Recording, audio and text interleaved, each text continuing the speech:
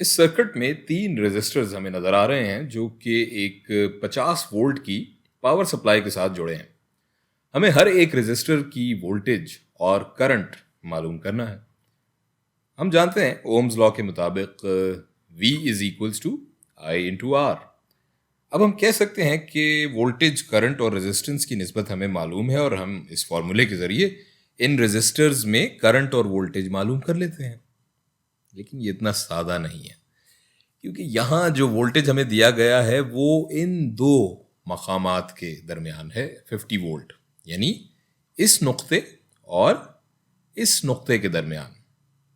यहाँ इन दो नुक्तों के दरमियान तो हम जानते हैं कि 50 वोल्ट का पोटेंशियल डिफरेंस है, मगर हमें इन रेजिस्टर्स के अतराफ के जो नुक्ते हैं या पॉइंट्स हैं, उनके अतराफ जो पोटेंशियल डिफरेंस है या वोल्टेज है, उसकी कदर मालूम नहीं है। इसके लिए हम इन 3 रेजिस्टर्स को हल करके एक रेजिस्टर, एक इक्विवेलेंट रेजिस्टर या मसावी मज़ाहिमत की शक्ल में लाएंगे और फिर इनफरादी करंट और वोल्टेज मालूम कर सकेंगे। अब ये हम कैसे करेंगे? आइए शुरू करते हैं। सबसे पहले तो हम रेजिस्टेंस के सीरीज और पैरेलल कॉम्बिनेशन या सिलसिलावार और मतवाजी मजमूए के कॉन्सेप्ट को याद करते हैं। एक सर्किट में मुख्तलिफ रेजिस्टर्स हो सकते हैं और ये मुख्तलिफ तरीक़ों से आपस में जुड़े हुए हो सकते हैं। या तो सीरीज या सिलसिलावार शक्ल में जुड़े हो सकते हैं, या फिर पैरेलल या मतवाजी शक्ल में ये एक दूसरे के साथ जुड़े हुए हो सकते हैं। अपने इसी सर्किट की मिसाल से हम समझने की कोशिश करते हैं।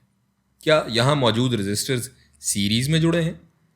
हम जानते हैं कि सीरीज में जुड़े रेजिस्टर्स में दौड़ते करंट की मिकदार एक जैसी होती है। यहाँ अगर हम देखें अब, तो क्या इन रेजिस्टर्स में दौड़ते करंट की मिकदार हमें बराबर नज़र आ रही है?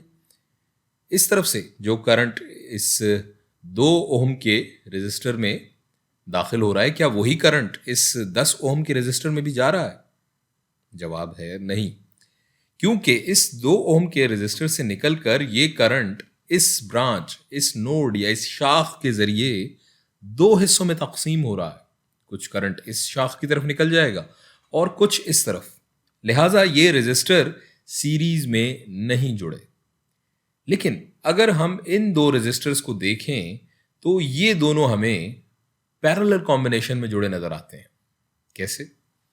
हम जानते हैं कि अगर 2 या 2 से ज्यादा रेजिस्टर्स के अतराफ में वोल्टेज या पोटेंशियल डिफरेंस एक जैसा है तो वो पैरेलल कॉम्बिनेशन में जुड़े हैं। यहां अगर हम देखें तो जो वोल्टेज इस मकाम पर होगा वही वोल्टेज यहां भी होगा, क्योंकि इनके दरमियान में कोई और दूसरा रेजिस्टर या मज़ाहिमत नहीं है। इसी तरह जो वोल्टेज इस मकाम पर होगा वही यहां होगा, क्योंकि यहां भी दरमियान में कोई दूसरा रेजिस्टर मौजूद नहीं है। तो चूंकि इन दोनों रेजिस्टर्स के अतराफ में वोल्टेज एक जैसा है, इसलिए ये दोनों रेजिस्टर्स पैरेलल कॉम्बिनेशन में जुड़े हैं। हम शुरू करते हैं इन्हीं दोनों रेजिस्टर से और इन दोनों को एक इक्विवेलेंट या मसावी रेजिस्टर में तब्दील करेंगे। हम जानते हैं मतवाजी सर्किट्स या पैरेलल सर्किट्स में मसावी रेजिस्टेंस का फॉर्मूला होता है 1/R यानी equivalent resistance is equals to 1/R1 जमा 1/R2। ये बराबर हो जाएगा 1/40 और ये बराबर हो जाएगा जमा 1/10 के। इसको अगर हम सॉल्व करेंगे तो ये हो जाएगा, इन दोनों का एलसीएम नीचे 40 और ऊपर हो जाएगा 1 जमा 4 और ये बराबर हो जाएगा 5/40 के। R 1/R इक्विवेलेंट बराबर हो जाएगा 1/8 के और R इक्विवेलेंट मसावी रेजिस्टेंस हमारी यहां हो जाएगी 8 ओम्स। अब इन दोनों रेजिस्टर्स को, जैसा कि हम यहां देख रहे हैं, हम 8 ओम के एक सिंगल रेजिस्टर से तब्दील कर सकते हैं, रिप्लेस कर सकते हैं। ये इन 2 रेजिस्टर्स की जगह यहां एक 8 ओम का रेजिस्टर आ जाएगा। अब अगर हम इन 2 रेजिस्टर्स को देखें तो ये दोनों सिलसिलावार या सीरीज कॉम्बिनेशन में जुड़े हैं। इसका सबूत, जैसा कि हमने ऊपर बात की थी, यह है कि इन दोनों में से एक जितना करंट पास हो रहा है, और जब रेजिस्टर सीरीज में जुड़े हों तो उनकी मसावी रेजिस्टेंस के लिए सिंपली हम उन दोनों रेजिस्टेंस की जो कदर या वैल्यू है उनको आपस में जमा कर लेते हैं।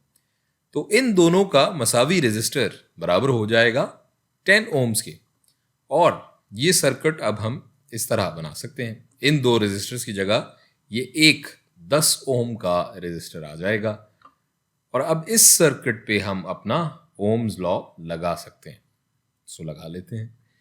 ओम्स लॉ क्या है हमारा? V is equals to I into R, और यहां हम अपनी वैल्यूज अब सब्स्टिट्यूट कर लेंगे। ये V यहां 50 वोल्ट है, is equals to I, current हमें मालूम करना है, I इंटू 10 ओम्स।